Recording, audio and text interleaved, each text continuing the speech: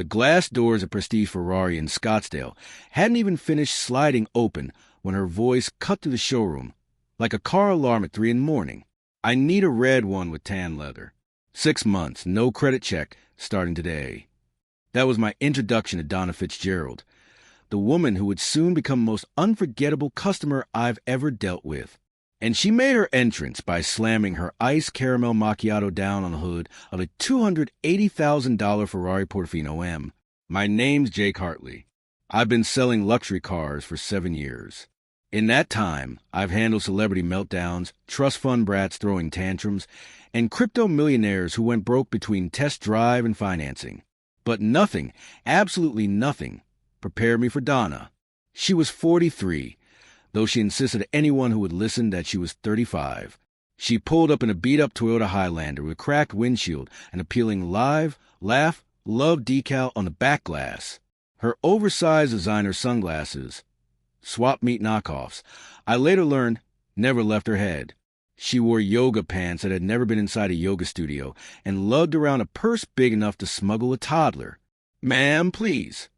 Careful with the paint," I said, rushing over with microfiber cloth to wipe away the condensation ring her drink had already left on the Ferrari's flawless Rosso Corsa finish. She waved me off like I was a mosquito at a barbecue. "Don't worry about it, sweetie. I'll be taking this one anyway. Now, where do I sign for my 6-month lease?" I took a breath, forced a professional smile. "I'd be happy to show you our options, but Ferrari doesn't offer 6-month leases. Our standard agreements start at 24 months, and they require an application, credit verification, proof of insurance, especially for high-value vehicles like this." Her face went from smug to furious in 2 seconds flat. "Excuse me? Did you just say credit check? Do you know who I am?" I admitted I didn't, which only enraged her further. "I'm the president of the Pine Ridge Estates HOA. I oversee 300 homes. I practically run half the city." She shoved her phone in my face, displayed her Facebook profile where she listed herself as CEO of Pine Ridge HOA Management. The cover photo? Her posing next to someone else's Maserati at a country club gala. "See? I'm very important. I don't have time for your little processes. I need this car for 6 months for important events. Then you can have it back." I explained again that even if such an arrangement existed, which it didn't, she'd still need to financially qualify. The Portofino's base price was well over $300,000, and insurance alone was thousands per month. "Insurance?" she scoffed, sipping her macchiato. "Why would I need insurance for 6 months? That's just a scam to squeeze extra money. I know how this works. My neighbor's daughter leased a Honda Civic last year. Same thing, right?" From the next room, our finance manager, Robert, actually choked on his coffee at the comparison. Donna took this as sexism. "Oh, I get it. You don't think a woman can handle a Ferrari. This is discrimination. I've been driving for 27 years without a single accident." What she didn't mention, and what we later discovered when we ran a curiosity check, was her 3 fender benders and a laundry list of parking violations. Before I could respond, she strutted across the showroom to a $400,000 Ferrari 812 Superfast, ducked under the rope barrier, and yanked on the locked door handle. "Open this immediately. I need to test drive it to see if it's suitable for my needs." "That vehicle's already sold, ma'am," I said, trying to keep my voice steady. "Even if it weren't, proof of funds and valid insurance are required before any test drive." Apparently, that was the wrong answer. "Proof of funds? Proof of funds?" she screeched, her voice echoing across the showroom. "I drive through this neighborhood every day. I could buy 10 of these if I wanted." Then came her trump card, or what she thought was one. "I'm calling my lawyer." She jabbed at her phone, put on speaker. A teenage boy's voice came through. "Mom, I'm in chemistry class. What are you talking about?" "That's my son, Tyler," she announced proudly. "Tell them I can afford a Ferrari." The poor kid hung up, and by now a crowd had gathered. Actual customers were watching the show, including James Morrison, longtime client, owner of 7 Ferraris, and board member of the Ferrari Club of America's Southwest region. He was recording the entire fiasco on his phone, though Donna was too wrapped up in her tirade to notice. "Fine," she finally barked, slamming her phone down. If you won't lease me a 6-month Ferrari, then I demand to speak to the owner of this establishment immediately. I told Donna.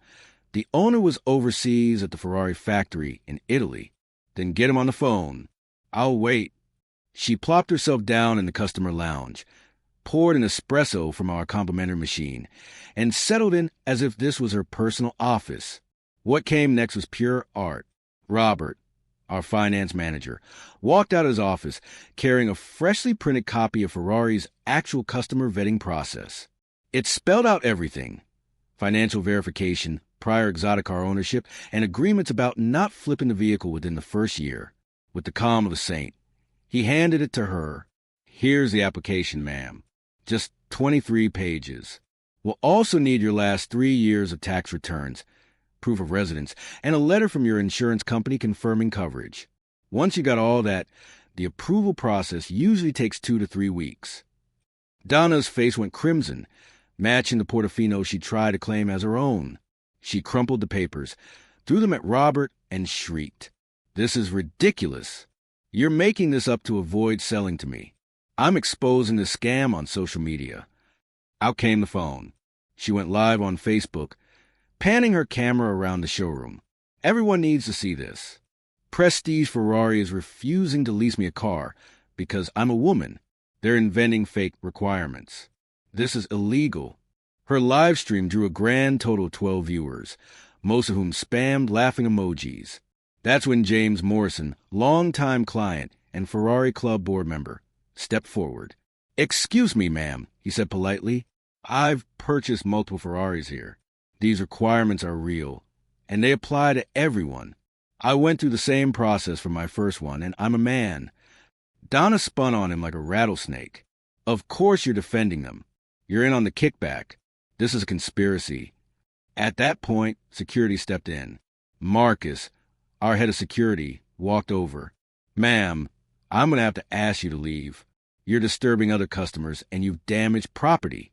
He gestured at the coffee-stained leather sofa and the pile of crumpled paperwork on the floor. "Damaged property? Please. You're just trying to cover your discriminatory practices." She snatched a Ferrari brochure from the display rack and waved it overhead. "I'm taking this as evidence for my lawsuit." With that, she stormed toward the exit, but not before pausing to snap a selfie with a Portofino she'd first desecrated. "I'll be posting reviews everywhere. Yelp, Google, the Better Business Bureau. You'll regret treating Donna Fitzgerald this way." She turned at the door for one final flourish.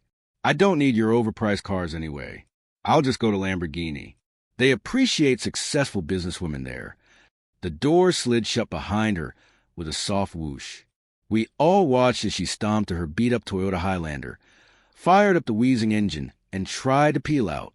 The sad squeal of worn tires made it less a dramatic exit and more of a whimper.